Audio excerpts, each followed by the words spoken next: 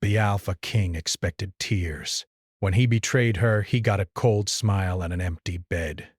The kingdom of Arindor was silent, but it was never peaceful. Bright. Its towers rose like black teeth into the stormy sky, and the wind whispered secrets through the cobbled streets below. Every window glimmered with candlelight, yet none of it could hide the shadows in the king's heart. Baration, the Alpha King, moved through the corridors of his palace with the calm of a man who had never feared betrayal. Yet that night, even he felt a faint, unfamiliar unease.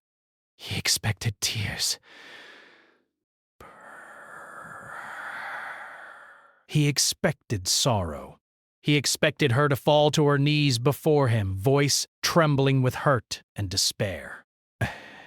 He had believed that love, even when betrayed, could not escape the gravity of his power. But love, it seemed, had its own rules. Lady Alera had been radiant once, the jewel of the palace and the warmth of his life. Her laughter had been like the first sunrise after a long, dark winter. Baration. Her eyes, bright and tender, had seemed to read the deepest corners of his soul. And yet, over the years, he had watched her transform. Subtle at first, then undeniable. She had grown strong, wary, unyielding, and now she was something more than the fragile beauty he had thought he possessed.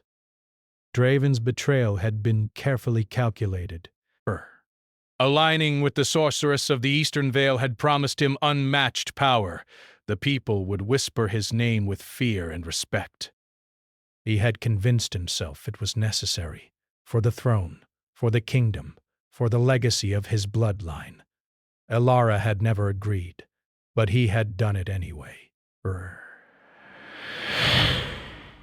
Now, as he entered their chamber, he braced himself for the pain of her grief. The room was empty. Not a single candle had been disturbed. The sheets on the bed lay neatly in place, untouched. Draven's boots made a soft sound against the cold stone floor.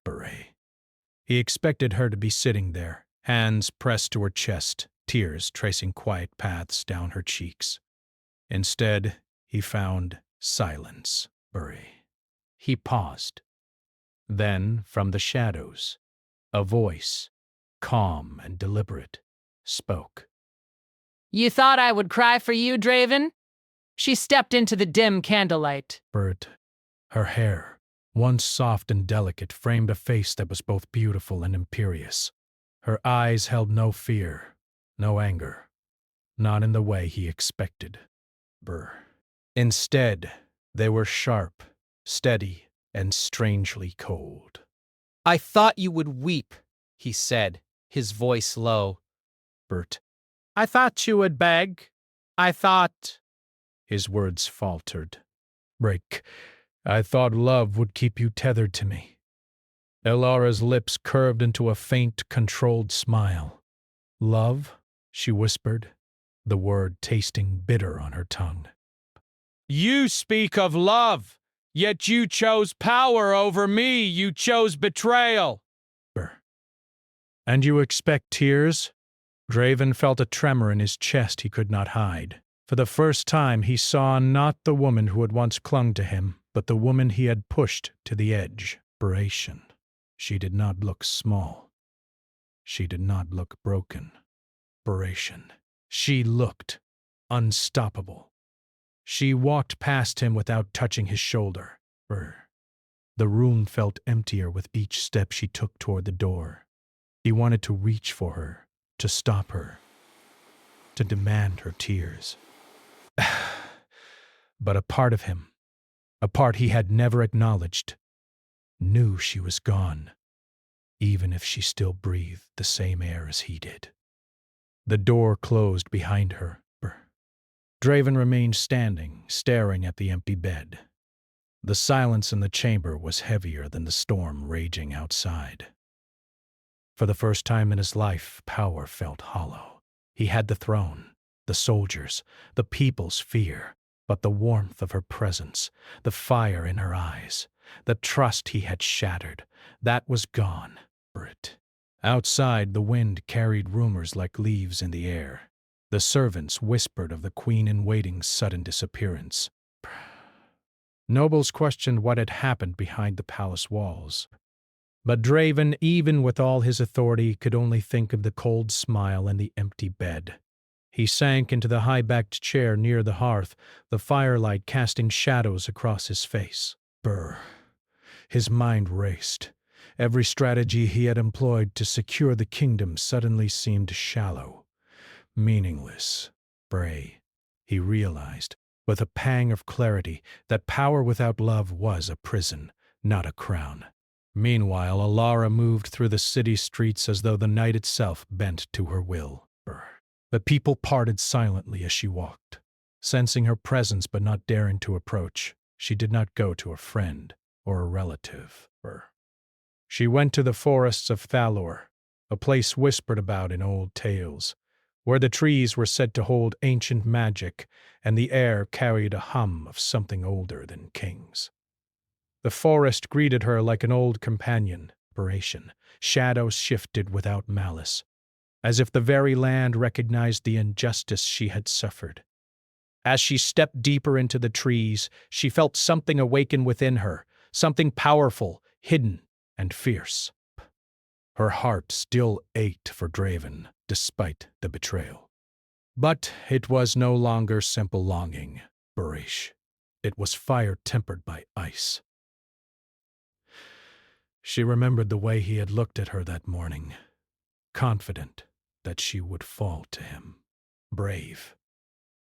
She remembered his cold reasoning, his choice of power over her, and she remembered the moment she had chosen herself instead, walking away without a backward glance. Breath. A soft glow appeared on her wrist as she moved through the trees, a symbol that had lain dormant since her birth. It pulsed faintly in response to her emotions, anger, sorrow, and determination intertwined. Bird. This was her first glimpse of the strength that had always lived within her, waiting for a moment like this to surface. Back in the palace, Draven could not sleep. He walked the halls, restless and haunted. He found himself stopping outside the chambers he shared with her, expecting, hoping even, that she might return. But each room was as empty as his bed. The echo of her absence rang louder than the applause of courtiers or the commands of his generals. He remembered the first time he had held her hand, the way her warmth had made the cold stones of the palace feel like home. And now, that warmth was gone. She had walked away, leaving him with nothing but the reflection of his own mistakes. Draven's advisors spoke of threats to the kingdom, whispers of rebellion, rumors of dark forces gathering beyond the mountains. But all of that seemed distant, almost irrelevant. His thoughts were consumed by the woman who had dared to defy him. The one woman whose absence made his throne feel fragile, like a candle in a hurricane. Alara, in the forest, felt no fear. She listened to the wind, the rustle of leaves, the distant howl of creatures unseen. She thought of Draven not with desire, but with understanding. He was a man shaped by duty and darkness, by a world that demanded cruelty and cunning. And yet she had once loved him. A part of her still did, but now love was no longer a chain. Night stretched long over the kingdom of Arendor, the storm outside matching the turmoil within. Lightning illuminated the jagged towers of the palace, and in its brief flash Draven's face appeared both regal and haunted. He had anticipated tears, he had anticipated pleas, but he had not anticipated the absence of everything he had thought he owned. And far beyond the walls of the palace, in the shadowed embrace of the forest, Alara paused. Her chest rose and fell with steady breath. Her eyes shone with determination. She had escaped the cage of betrayal, and in doing so she had found the first glimmer of power that was truly her own. Brr. The night seemed to lean closer, listening. And somewhere, in the quiet distance, the faint glow on her wrist pulsed again, as if to say that this was only the beginning. Draven did not know it yet. But the woman he had thought would crumble at his betrayal had already begun a journey that would challenge the very foundation of his throne and his heart. As the first stars pierced the stormy sky, the kingdom of Arendor held its breath. Desperation. One king, proud and unbroken on the surface, and one woman, rising from betrayal to strength, were now set on a path that neither power nor curse could predict. And in that silence, in that empty chamber, the first seeds of change had taken root. Desperation. The Alpha King had expected tears. He had gotten a cold smile and an empty bed, but neither of them yet knew the storms that would follow, or the truths that would be revealed when shadow and desire, power and redemption finally collided.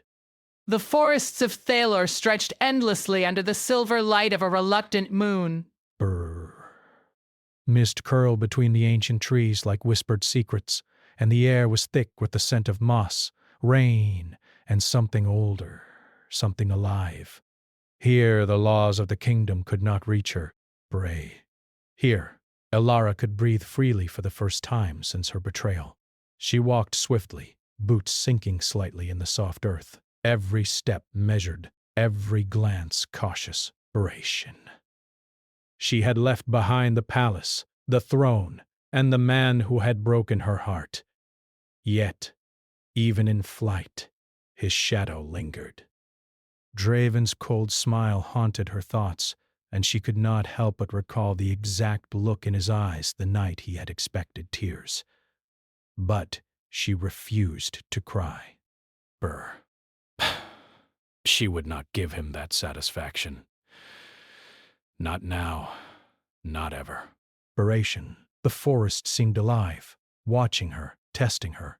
Strange noises, creatures moving in ways she could not see, made her grip the hilt of the small dagger she carried. Though she had never trained for battle, her instincts had grown sharper since leaving the palace. Every sound, every movement held meaning. A glimmer caught her eye. She paused. The faint symbol on her wrist, glowing with a soft golden light, pulsed in rhythm with her heartbeat. She raised her hand, tracing the lines etched into her skin. Pare. The glow brightened slightly, and she felt warmth spread from her wrist through her chest. What? Desperation. Are you? She whispered to herself. The forest offered no answer, only the wind brushing through the trees as if whispering. You will learn! Desperation. Hours passed. The night grew colder, and the mist thickened. Desperation. Hunger and fatigue pressed against her, yet she pressed onward, drawn deeper into the heart of Thalor. At the edge of a clearing, she saw them, a small band of figures moving quietly between the trees. They were not ordinary travelers. Their clothes were worn, marked with scars and symbols she had only seen in court legends. One stepped forward, a tall man with a scar across his cheek and eyes that held both caution and curiosity. "You are far from home," he said, his voice rough but steady. Desperation. "And yet I have not seen fear in your stride." Elara's hand went to the dagger instinctively. "Who are you?" she asked. Desperation. "We are those cast out," he said. "Nobles, warriors, and scholars who dared defy the king's tyranny." Bert. And you...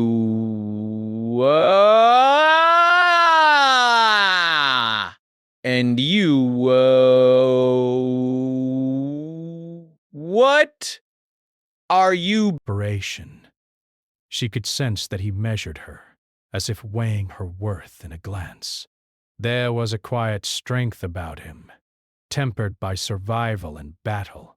Bree. And yet she felt no desire to explain herself. Not yet. Brr. I am passing through, she replied, keeping her voice calm, neutral. Brr. I do not wish trouble. Trouble finds those who run from it, the man said simply. Stay with us. Brration. At least for the night. The forest is not kind to those alone. Brration. Alara hesitated. Trust did not come easily. Bree. The palace had taught her that. But something in the way the group moved, silent and watchful, told her they were survivors, not predators. Brration. And she had survived this far. Perhaps she could survive a night among them. She followed them to a hidden clearing where a small fire burned. Brrr. Shadows danced across the faces of those gathered around it.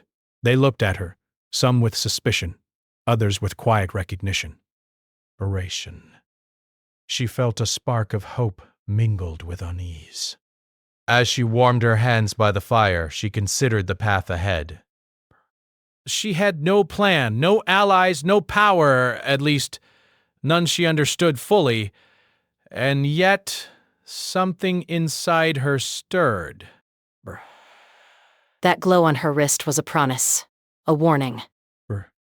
A gift. I am Melara, she said finally. Brration. One of the women nodded, a warrior with a braided crown of hair and eyes like storm clouds. Then we are honored, she said. Erender's queen-in-waiting, though it seems the king failed to recognize her strength. Alara allowed herself the smallest smile. It was not for Draven. It was not for the group. It was for herself. For the first time in many nights. Brration. But even as she settled near the fire, her thoughts returned to him. Draven. The Alpha King. He ruled with fear, with cunning, with unmatched skill. And yet he had underestimated her. He had expected tears. She had given him none. A sharp snap of a branch brought her back to the present. Brration. She looked up. Eyes glinted in the shadows beyond the firelight. Brration. Her hand tightened around her dagger. Show yourself, she demanded, her voice steady. From the darkness, a figure stepped forward, cloaked and silent.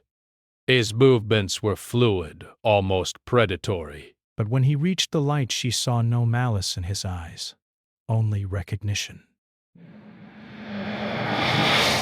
You possess something, he said, studying her wrist. Something that is not meant to lie dormant. Alara glanced at the glow. Brration. I do not understand. You will, he said, his voice carrying authority. The forest will teach you what the palace never could.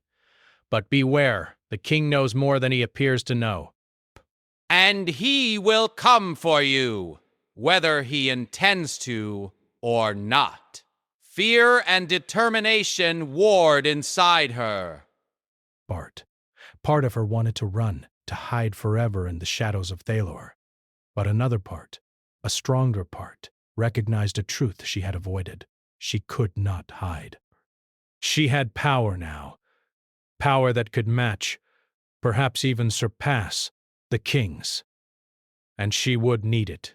Breath. Night deepened. The group of exiles shared sparse food and whispered tales of survival. They spoke of the king's tyranny, of battles fought and lost, of magic that once ruled Arendor before the palace and throne had tried to bind it. Alara listened, absorbing every word. Every tale was a thread in a tapestry she was only beginning to understand. Later, when the fire had burned low and the forest seemed to hold its breath, Elar sat alone, tracing the lines of her glowing symbol. Brration. Not with longing, not yet, but with clarity. He had made his choice. She had made hers. And in that choice, she found the first taste of freedom. The forest hummed softly around her, and the symbol pulsed brighter. She felt a warmth in her chest, a growing energy that made her pulse quicken. She stood, feeling her legs strong, her mind sharp. She would not be the woman who waited for the king's remorse. She would be the woman who shaped her own destiny. Suddenly, a rustle of movement behind her made her spin. In the shadows, eyes glimmered, larger than any human eyes, reflective, cautious. The exile's warnings had spoken true. The forest was alive. Creatures of myth and legend watched silently, curious and patient. Elara raised her hand, and the glow on her wrist flared. A wave of energy rippled through the clearing, sending the creatures retreating with silent, respectful acknowledgement. She felt no fear. Only power, and the first taste of control over it. This is only the beginning, she whispered to herself. The forest seemed to hum in agreement. Meanwhile, far away in the palace, Draven could not sleep. The empty bed, the cold smile, and the echo of her absence haunted him like a shadow he could not shake. He had thought her tears would heal the fracture he caused, but her absence had opened a wound far deeper than he anticipated. He summoned his advisors, demanded reports, and plotted strategies, yet all of it felt hollow. He realized for the first time that power without love, without trust, without the loyalty of those who matter most was meaningless, and he wondered with a sudden sharp pang of unease whether Elara would return or whether she would rise so high that even he could not reach her. Back in the forest, Elara walked deeper into Thalor, guided by instinct, the soft glow on her wrist lighting her path. She was no longer fleeing. She was moving forward. Each step strengthened her resolve. Each breath strengthened her body, and each heartbeat strengthened the fire within her. She had been betrayed. She had been abandoned. But she was no longer the same woman who had left the palace that night. She was a flame, burning bright against the shadows, ready to face whatever came next. And somewhere beyond the mountains, in the shadows of his throne, Draven felt the first stirrings of fear, not for himself, but for the woman who had dared to walk away. The night in Thalor was long and full of secrets, and the forest watched as a queen in waiting became a force beyond the walls of any palace. And then, as the first light of dawn touched the mist, a cry echoed through the forest, a sound unnatural, terrifying, and deliberate. Elara froze. The pulse on her wrist flared wildly. The creatures of the forest scattered. And in that moment she understood that the world she had fled was already reaching for her, ready to challenge the flame she had begun to nurture. The journey had only just begun. The kingdom of Arindor trembled beneath the shadow of approaching war. Storm clouds gathered above the obsidian towers of the palace, dark and heavy as though they knew the unrest that had taken root within its walls. Draven, the Alpha King, paced the throne room with the restlessness of a predator. His betrayal of Elara had been strategic, calculated, but he had not anticipated the fire she now carried. Reports of a mysterious force in Thalor had reached him. Travelers spoke of a woman walking alone through the forests, unafraid of creatures that should have terrified her. Her presence seemed to command respect from the exiles who had once lived in fear of the crown. Draven's chest tightened at the news. He could not admit it aloud, not to his council, not even to himself. But her name lingered in his mind sharper than any sword. Elara. Meanwhile, Elara moved with quiet confidence through the dense forest. Her senses had sharpened in the weeks since leaving the palace. She knew the forest as an ally now, every rustle and shadow familiar. The glow on her wrist pulsed faintly as though keeping rhythm with her heartbeat, guiding her steps through the thick mist. She had spent countless nights training, learning to command the strange energy within her. At first it had been frightening, a power that responded to her anger, her fear, and her will. But now, she understood it better. She could bend the shadows, summon them to guard her, to hide her, and even to strike when she willed it. Yet even with power, she could not ignore the memories of the palace, the heavy weight of betrayal, the cold certainty in Draven's eyes, and the emptiness of the bed he had left behind. She had fled, but she had not forgotten. As she stepped into a clearing, the air grew colder and the forest fell silent. The exiles she had begun to trust whispered warnings. He comes!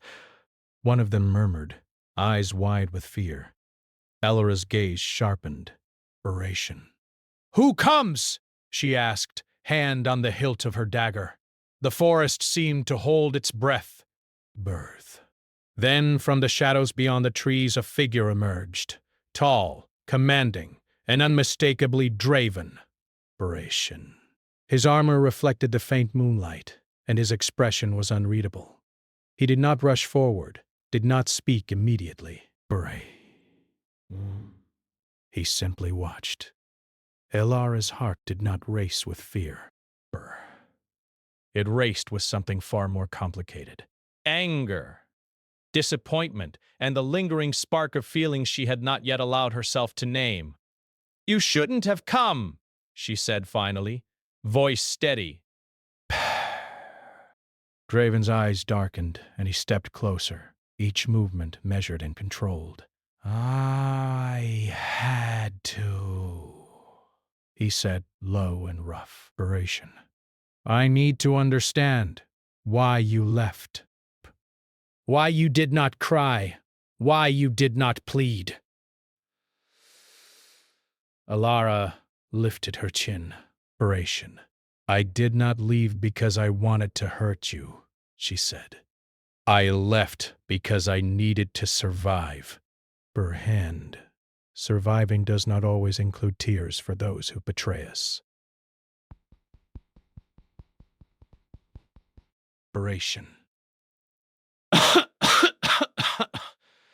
"You were mine," he said, voice almost a whisper, yet full of force. "I expected you to be mine still, even when I chose the throne over you." "I misjudged you." Her eyes narrowed. "Did you? Or did you simply fail to see me as I am, and not as you wanted me to be?" Draven opened his mouth to speak, but she did not give him a chance. She lifted her hand, and the glow from her wrist pulsed brighter. Shadows in the clearing coiled around her feet, like living serpents, rising and twisting, a visible proof of her power.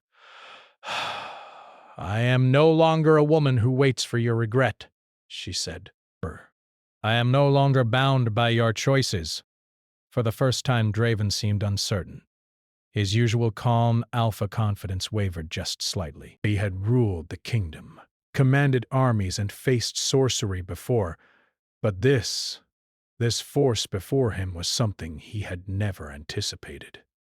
"Then you've grown strong," he said, and there was a note of admiration in his tone, though it was buried beneath layers of pride. "Stronger than I thought you would become."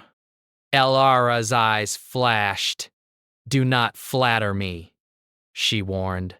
"I am stronger than you, because I have no illusions left. You still cling to power, Draven." "You still refuse to see what you lost. And yet, I see you clearly even now."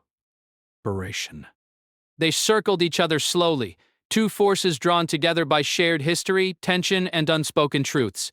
Neither spoke for long moments, only measured movements and glances. The exiles who had accompanied her watched silently, sensing the significance of this encounter. "You must know," Draven said finally, "that if you continue down this path, the king will come for you." and he will not hold back. Elara's laugh was quiet, cold, but not without amusement. Brr. The king you speak of is not the man who left me alone in the palace, she said. He is a man who has never understood what it means to have someone trust him completely. Desperate, and then break that trust. Draven's eyes flickered, betraying the first trace of vulnerability she had ever seen in him. Uri. He had chosen power over her, yet he could not dismiss the weight of what he had lost.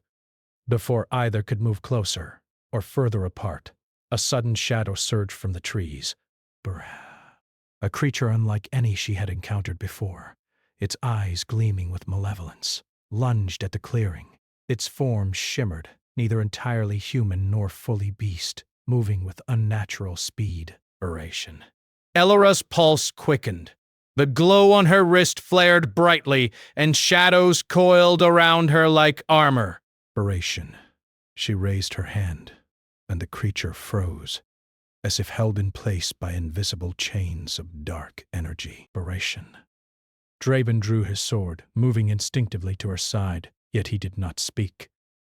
For a long, tense moment, neither attacked. Brr. The creature struggled, howling silently, trapped by Elara's burgeoning power. This is only the beginning, she said quietly, almost to herself. The world will not let me grow without testing me. Draven nodded slowly, his gaze never leaving hers. Then we fight it together? He asked. Brr. Elara studied him, weighing the sincerity in his tone against the memory of betrayal. She saw the tension, the pride, the regret, yet she also sensed something more. Perhaps he had come not to claim her, not to demand her forgiveness, but to confront the consequences of his own choices. She gave a single nod. Together, she said, though her heart remained wary. The creature lunged again, and this time, Elara released the shadows with full force. They struck with precision, bending and twisting around the being until it could move no more. The exiles watched in awe as the forest seemed to respond to her will, acknowledging her power and her resolve. As the creature fell silent, the clearing grew still once more. The moon broke through the clouds, casting pale light over Elara and Draven. They stood side by side, but the air between them remained thick with tension. Neither had fully bridged the chasm of betrayal, yet neither could ignore the spark that still lingered. Draven lowered his sword, studying her face. You are extraordinary, he said. Voice barely audible. I never imagined this. Not in 100 years. Elara looked away, her jaw tight. Breath. Do not praise me, she said. I am not extraordinary. I am necessary. And if the king still believes he controls me, he will be mistaken. Her words were sharp, clear, and final.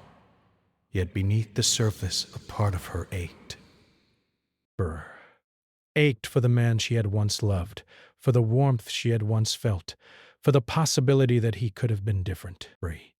Draven stepped closer, closer than she expected, but still careful, still measured. I am different now, he said quietly. I know the cost of my choices. I know what I lost. And I will not make the same mistake twice. Elara's eyes narrowed. And yet you are still the king, she said. Still a man of power. Still a man who rules through fear. Words do not undo betrayal, Draven. You must show me that the man I once loved still exists beneath the crown. Silence hung between them, heavy and charged. The forest seemed to pulse around them, as if holding its breath. Neither knew what the other would do next, or how fragile the moment truly was. Then, without warning, a distant cry echoed through the trees. Desperation. Harsh, unnatural, and deliberate. Alara froze. Desperation. The glow on her wrist flared violently, and the shadows around her responded, stretching and twisting with urgency. Draven's eyes widened. He had faced enemies before. Soldiers, rebels, creatures. But this cry was different. It carried a darkness he had never felt, a magic that he had not commanded. And it was coming for her! Alara turned to him, her expression unreadable. It begins, she whispered. The forest is warning me. Whoever or whatever this is, they are not ordinary. And they will not wait for us to be ready. Draven tightened his grip on his sword. Then we face it, he said. Together. But neither could know the truth. The danger was closer than they realized, and its power was tied not only to the kingdom, but to the very magic Alara had begun to awaken. Their confrontation with it would test not only their strength, but the fragile thread of trust and desire that remained between them.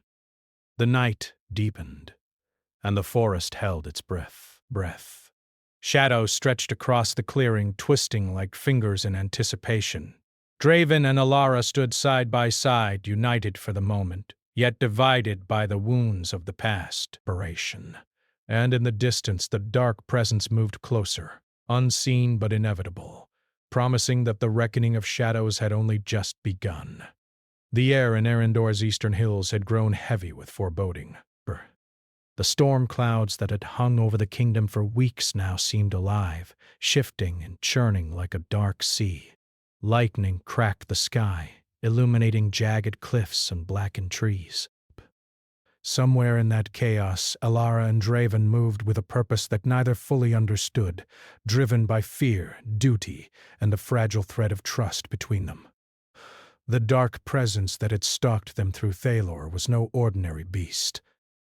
It had been born of the sorceress's magic, twisted by her cruel will, yet given a measure of intelligence that made it relentless. Every shadow, every rustle of wind, every whisper of the forest seemed to carry her malice, and now it had led them to the catacombs beneath the castle, the place where the sorceress had made her lair, a place of shadow and cold stone that smelled of ancient curses. Alara paused at the entrance to the catacombs. Her wrist glowed faintly, illuminating the carved symbols that lined the walls. She drew a deep breath, feeling the weight of every choice that had brought her here. She had left the palace betrayed, trained in secret, and faced dangers she had never imagined. Yet she felt ready now, not because she sought revenge, but because she had to confront the truth. Draven stood behind her, silent, his armor slick with rain. His sword was in hand, but his eyes were fixed on her, not the darkness ahead. Desperation. Alara, he said softly, almost as if speaking aloud the thought he dared not admit fully. If we face this together, I will not fail you again. Alara did not reply immediately. She studied him, searching for the man behind the crown, the man she had once trusted, the man who had expected her tears, and received a cold smile instead. Slowly, she nodded, acknowledging not only his presence but the choice to act beside her, not above her, not against her, but with her. They moved through the catacombs in silence, every footstep echoing against the stone. The shadows seemed alive, curling and twisting as though testing them. Yet with every step, Alara felt the power within her growing, a fire tempered by fear, hope, and determination. Finally, they reached the sorceress's chamber. It was a hall carved into the heart of the mountain itself, with ceilings that vanished into darkness. The air was thick with magic, and the walls seemed to pulse with a quiet, malevolent life. At the center, on a raised dais, the sorceress waited. Cloaked in black and gold, her eyes glimmered with cruel amusement. "So," she said, her voice echoing off the walls, "the little queen-in-waiting has returned. Operation. And she brings the king. How touching." Operation. Draven's grip on his sword tightened, but it was Alara who stepped forward, her wrist glowing brighter. "Release her!" she said firmly, voice steady and commanding.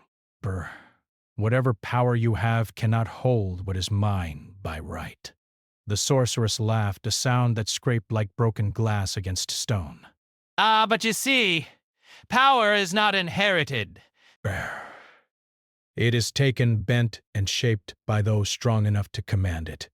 And you have only begun to understand it. Alara's eyes flashed. She raised her hand and shadows coiled around the dais, rising like serpents toward the sorceress. Inspiration. The woman's laughter faltered for the first time, replaced by surprise. Draven stepped beside Alara. Operation. You underestimate her. He said quietly to the sorceress.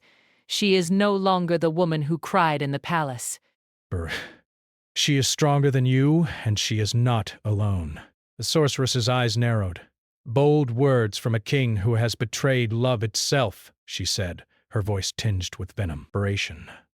"Do you think your presence here changes anything? That loyalty or trust can save you now?" Alara's pulse quickened, but not with fear. Operation. She felt the fire within her burn brighter, the shadows responding to her intent. She could feel the weight of every betrayal, every loss, every hour of training, and it surged through her, giving shape to the power she now commanded. "You do not frighten me," she said calmly. "You cannot bind me, because I am no longer afraid." Operation. "And neither will he," she glanced at Draven. "Nor anyone else who stands with me." The sorceress hissed, and the air shimmered with sudden energy. Shadows tore from the walls, twisting like living chains. Brrr. The battle had begun. Draven moved swiftly, his sword slicing through the shadows, his eyes never leaving Alara's. Perhaps. He had once thought that power alone defined victory, but now he understood that trust and unity were just as essential. The king who had expected tears found himself fighting beside the woman who had given him none. Alara focused, drawing the shadows around her into sharp, protective forms. She felt her energy connect with the forest, with the pulse of the world around her. The sorceress attacked, sending waves of dark energy crashing toward them, but Alara and Draven met each strike together, deflecting and countering with precision born of desperation and trust. For a long moment, it seemed as if the shadows themselves would consume the chamber. The sorceress's power was formidable, her will unyielding, yet every attack she launched only revealed her underestimation of Alara's growth, her transformation from frightened queen-in-waiting to force of nature. Then Alara's wrist glowed brighter than ever. She raised her hands and the shadows surged forward, as one forming a barrier that pressed the sorceress to the ground. The chamber shook, dust and stone falling around them. And for the first time, the sorceress's expression faltered. Fear, just for a moment, crossed her face. You are stronger than I imagined," the sorceress whispered, retreating as she struggled against the energy holding her. Alara stepped closer, her voice steady and cold. "Strength is not given to those who betray, only to those who endure and rise again. You will release all that you have taken, or this power will consume you entirely." The sorceress hesitated. Then, with a final furious gesture, the dark energy collapsed, spiraling into the shadows and dissipating into nothingness. The chamber fell silent. Alara lowered her hands, and the glow on her wrist faded. She turned to Draven, her chest rising with rapid breaths, her heart still pounding from the effort of the battle. He looked at her, awe and relief in his eyes. "You," he said, voice hoarse, "you are extraordinary." Alara shook her head slightly, almost smiling. I am not extraordinary. I am free. Draven took a step closer, hesitating, searching her eyes. And... Do you forgive me? He asked quietly, the weight of his betrayal lingering between them. Alara studied him for a long moment, the shadows of the past and the battle still clinging to them. Bare, she saw the remorse in his gaze, the recognition of his faults, and the truth of what had once been, and what could still be. Slowly, she nodded. I do not forget, she said softly, but I believe in change. I believe in what we can become. Draven reached for her hand, and for the first time in months, she allowed herself to feel the warmth of his touch, not as a king commanding a queen, but as two people who had been broken and found each other again. Outside, the first rays of dawn broke through the storm clouds. The world seemed to breathe with them, alive and renewed. The forest around the castle whispered in approval, the echoes of shadows retreating to where they belonged. Alara and Draven emerged from the catacombs, standing together on the castle steps. The people of Arendor watched in awe as their queen-in-waiting and king returned, not as ruler and subject, but as partners, bound by trust earned in fire and shadow. Draven glanced at her and for the first time smiled, not the cold, expectant smile that had once haunted her nights, but a gentle, sincere one. Alara returned the smile, her eyes reflecting strength, pain, and the quiet triumph of survival. And yet, as the kingdoms stirred and the sun rose higher, a faint glow lingered in the corners of the castle, a reminder that darkness never fully disappears. It waits, patient and cunning, testing the strength of those who rise from its shadow. Alara squeezed Draven's hand. We have survived, she said. We have grown, and together we will protect what is ours. Draven nodded, feeling the truth of her words. Power alone had never been enough. Trust, love, and resilience had made them whole, and for the first time he understood that the cold smile he had once expected was not a symbol of weakness. It was the beginning of a flame that would never be extinguished. The kingdom of Arendor had faced darkness before, and it would face it again. But for now, the throne and the hearts it ruled were united, not by fear, not by duty, but by the quiet, unshakable bond of two souls who had endured betrayal, pain, and shadow, and emerged stronger for it. Alara looked out over the horizon, the rising sun painting the sky in gold and crimson. This is only the beginning, she whispered, more to herself than anyone else. But I am ready. Draven squeezed her hand once more, a silent promise passing between them. Whatever storms came next, whatever darkness threatened the kingdom or their hearts, they would face it together. And in the silence that followed, the cold smile that had once marked their distance now warmed the dawn, a symbol of redemption, love, and the strength found in rising from the shadows.